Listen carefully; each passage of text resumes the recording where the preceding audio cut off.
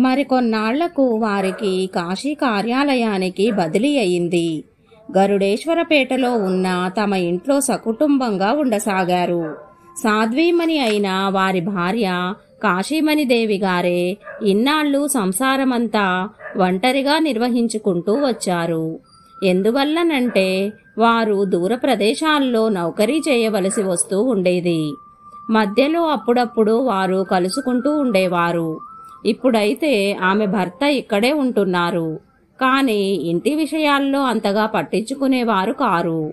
వచ్చిన జీతమంతా వారు భార్య చేతిలో పోసేవారు. పతి పరాయనురాలైన పత్ని కావడం వల్ల ఆవిడ ఇంటి విషయాల్లో ఎన్నడూ విరక్తురాలు కాలేదు. స్వయంగా వంట చేసేవారు. పిల్లల్ని బడికి పంపడం, ఎవరికి ఇవ్వవలసింది వాళ్లకి ఇవ్వడం వంటివన్నీ ఆవిడ స్వయంగా చూసుకునేవారు. శ్యామాచరణులు అన్ని విషయాల్లోనూ నిర్లిప్తులుగా ఉంటూ ఉండేవారు. నియమ ప్రకారం ఆఫీసుకు వెళ్తూ ఉండేవారు. కొద్దిసేపు ఇంటి సంగతి చూసుకునేవారు. తక్కిన కాలమంతా కఠోర యోగ సాధనలోనే మునిగి ఉండేవారు. సాధ్వీమణి అయిన వారి భార్య భర్త యోగ సాధన మార్గంలో ఎన్నడూ ఎలాంటి అవరోధము కలిగించలేదు. పైగా వారి సాధనకు ఎలాంటి అసౌకర్యము కలగకుండా ఉండేందుకు విశేష శ్రద్ధ చూపించేవారు.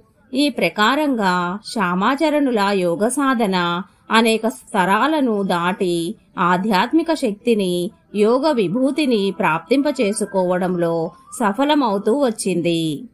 ఇప్పటి నుంచి వారు ప్రజలకు యోగ దీక్షా ప్రదానం చేయడం ప్రారంభించారు. కేదారేశ్వర మందిర ద్వారం దగ్గర ఒక మాలి పూలు మాలలు అమ్ముతూ ఉండేవాడు. వారు అందరికంటే మొదట యోగ దీక్ష ఇచ్చింది అతనికి. పువ్వు విచ్చుకోగానే తుమ్మెదలు వాటంతటా అవి తేనె కోసం ఎలా వచ్చి వాలతాయో అలాగే ముక్తికాములైన వాళ్ళు మెల్లమెల్లగా వారి దగ్గరకు రావడం ప్రారంభించారు. శ్యామాచరణులు తాముగా పూర్తిగా విముఖులు. కాని వారిలో ఎటువంటి ఆకర్షణ ఉండేదంటే క్రమక్రమంగా వారు యోగాచార్య పీఠం మీద ప్రతిష్ఠితులు కాసాగారు. కాశీమణిదేవి గారికి తమ పతిదేవుల యోగ సాధనలోని సఫలతా ప్రాప్తిని గురించి పూర్తిగా తెలియదు. ఒకనాటి రాత్రి అకస్మాత్తుగా ఆవిడ నిద్ర చెదిరిపోయింది. పతిదేవులు కనిపించలేదు. అందువల్ల దీపం వెలిగించి వెతకటం మొదలుపెట్టారు.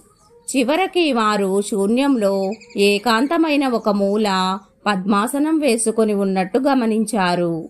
పతిదేవుల ఈ యోగశక్తిని చూసేసరికి కాశీమణిదేవి గారి కళ్లల్లోంచి నిశ్శబ్దంగా అశ్రుధార వెలువడింది. పక్కన కూర్చొని చేతులు జోడించి తమను క్షమించమని ప్రార్థించారు. తెలియక వారికి ఎంత అన్యాయం చేశానోనన్న చింతలో మునిగిపోయారు ఆవిడ. కొద్దిసేపటికి వారు మామూలు స్థితికి తిరిగి వచ్చిన తరువాత ఆవిడ వారికి క్షమాపణ చెప్పుకుంటూ యోగ దీక్షా ప్రదానం చెయ్యమని ప్రార్థించారు. మర్నాడు శ్యామాచరణులు ఆవిడకు దీక్ష ఇచ్చారు. కాశీమణిదేవి గారు చిన్నప్పటి నుంచి స్థూల పూజ అనగా విగ్రహారాధన చేస్తూ ఉండేవారు. ఆవిడ తండ్రి గారు ఆ కాలంలో విఖ్యాత పండితులు. అందువల్ల ఆవిడకు చిన్నప్పటి నుంచి స్థూల పూజ అభ్యాసమైంది. ఈ కారణం వల్లనే ఆవిడ స్థూల పూజ చేసేవారు, యోగ సాధన చేసేవారు. శ్యామాచరణులు స్థూల పూజ చేసేవారు కారు. కాని తమ భార్యను స్థూల పూజ మానమని ఎన్నడూ అనేవారు కారు. పైపెచ్చు దాన్ని దృఢపరుచుకోవడానికి ప్రోత్సహిస్తూ ఉండేవారు. దాంతోపాటు యోగకర్మను కూడా ఉపదేశించేవారు. యోగం మీదే మతానికి మూలాధారం ఉందని అంటూ ఉండేవారు. యోగ సాధన లేనిదే ఆత్మదర్శనం సంభవం కాదు. అలాగే ఆత్మదర్శనం లేనిదే ఆత్మ సంవిత్తి అంటే ఆత్మజ్ఞానం కలగదు.